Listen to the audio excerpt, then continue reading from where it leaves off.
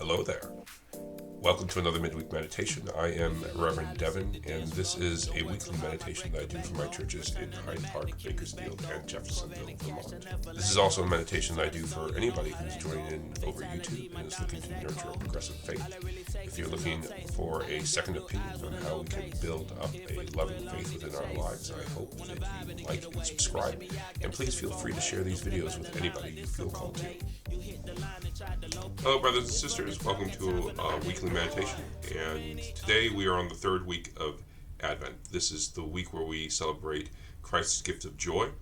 And we have an interesting scripture reading this week. This week we are looking at Matthew chapter 11, which is a story about John the Baptist while he was in prison awaiting to basically be put to death. And he finds joy in this interesting place. He finds joy when he hears word of all the work that Jesus is doing, and he gets a message out to Jesus, and Jesus basically responds, "I am the Messiah," and it gives John this tremendous sense of assurance that the work that he had been doing through his ministry made room in this world for the coming of the Messiah. He felt this tremendous joy that Jesus was here on earth continuing the work that he was doing. And even though he was in a prison, he was basically in Herod's prison waiting to be put to death, he found joy in this unlikely place. Not that Jesus was an unlikely place, that he was in this time in his life that was filled with so much darkness, literally, and dampness and rats. But he still was able to find something that made him happy. And that is a tremendous gift, especially when we are living in a world where there are so many troubling things happening around us and in our lives. It's important for us to be able to find those things that make us happy and to honor them. And so, bear with me. You're probably hearing my son crying in the background. Could probably use a little bit of joy himself. But let's talk a little bit about this scripture reading, and I'll share it with you right now. Our reading today comes from Matthew 11, verses 2 through 11. When John heard in prison what the Messiah was doing, he sent word by his disciples and said to him, "Are you the one who is to come, or are we to wait for another?" Then Jesus answered them, "Go and tell John what you hear and see. The blind receive their sight, the lame walk, the lepers are cleansed, the deaf hear, the dead are raised, and the poor have good news brought to them. And blessed is anyone who takes no offense at me." As they went away, Jesus began to speak to the crowd about John. "What did you go out into the wilderness to look at? A reed shaken by the wind? What then did you go out to see? Someone dressed in soft robes? Look, those who wear soft robes are in royal places. What then did you go out to see? A prophet? Yes, I tell you, and more than a prophet. This is the one about whom it is written, 'See, I am sending my messenger ahead of you, who will prepare your way before you.' Truly I tell you, among those born of women, no one has arisen greater than John the Baptist, yet the least of the kingdom of heaven is greater than he." Alright, so there are several elements of joy that are mentioned here in this passage that I think we should pay attention to. The first, I feel, is the story of John the Baptist, who is in Herod's prison, basically on death row.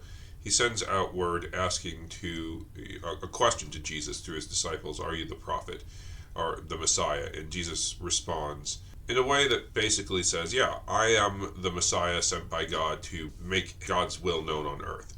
And for somebody like John, I think that would have given him a tremendous sense of comfort and joy, even in a place like the prison that he found himself. And so I think that sort of joy, even in a place of tremendous darkness, it's an important message for us to hold on to, especially as we close out a year where we are aware of tremendous hardship that exists within our world.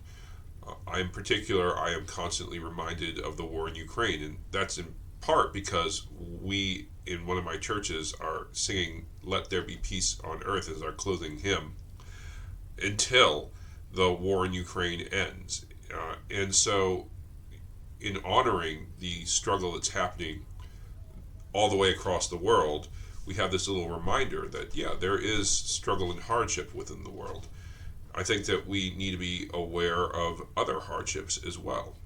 There was this big controversy over the World Cup for soccer, and the way in which Qatar built up their stadium overnight by basically using slave labor. We have all this hardship within the world, but I think that we need to recognize that even in places like Ukraine, even in places like those worker slums that they build for people in Qatar, people are still able to find little nuggets of joy, things to laugh at, things to be joyful about, because we as human beings have a tremendous resiliency to find joy even in the hardest of times. And so when we hear about Jesus going out into Galilee, going into Israel, and proclaiming that the blind have received their sight, the lame will walk, the lepers will be cleansed, the deaf will hear, the dead will rise, the poor will have good news. Jesus is bringing these gifts of joy to people who are also struggling with dungeons of their own. And sometimes it is hard for us to see joy. I think some of us are able to tap into those things that make us feel happy easier than others. I think the Advent message for us, for each of these themes, hope, peace, joy, and love, is where do we find joy in our life, and how do we share that with others? And I think that we all find joy, again, in different ways, and we all are able to share joy in different ways. But, sometimes I think that we don't give joy enough credit when things are tough. We think, well, you're looking at a video of kittens, but as I said, there's a war in Ukraine. That seems kind of trivial. But why? If watching a video of a cat being cute and crazy makes you laugh, I think one of the things that Jesus tries to tell us is that there is value in that. There is value in that emotion. There is value in feeling good about something in life, even when life gets you down. Because those good emotions, those bits of joy, those bits of laughter, they remind us that not everything in life is bad. And that is really the important message of Christmas. It's the important message of joy this Advent week.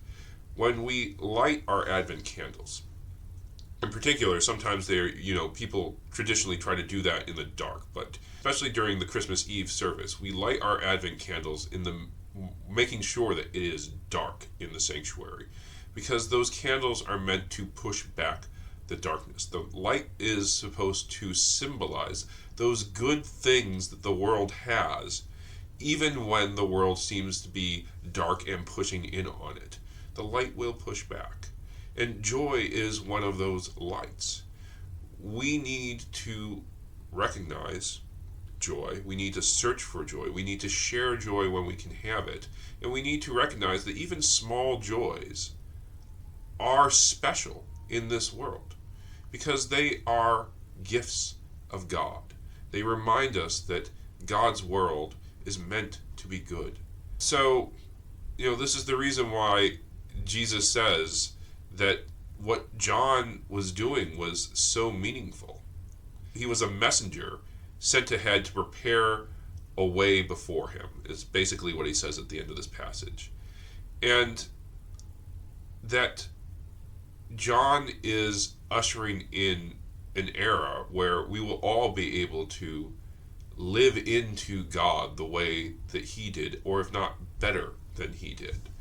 This is a gift, and it is something that we need to struggle to accept. And it is something that we need to challenge ourselves to share.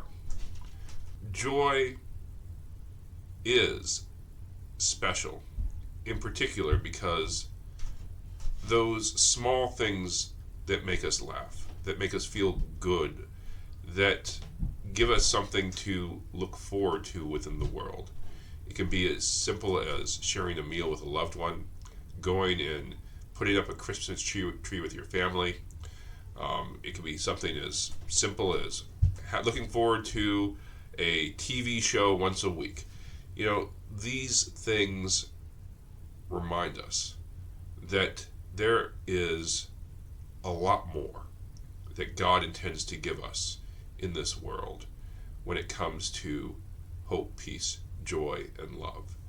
And so my prayer for you is that you find a little bit of joy this week, and that the joy that you find this week will be something that maybe you can recognize and honor in a way that will provide a means to seek out joy through the rest of this coming year. Living into joy, recognizing joy, being able to experience joy, for some of us comes easier than others, as I said. Sometimes we need to build up the tools in our lives that allow us to seek joy out, and that allow us to share that joy. And even if we are, or at least we feel that we are good at tapping into joy within the world, there are times where we're going to be challenged in finding that joy in our lives. Christ tries to give us a pathway, the tools that we need in order to do that. And so I pray that you find those tools through a community that supports you, through things in your life that you rely upon as either stress relievers or as go-to laughs, be they fluffy kitten videos or be they something like the second season of Andor. Star Wars always brings me joy. I pray that those things provide a light when you find yourself in darkness, the way that John the Baptist did, because that light is special. That light comes from God.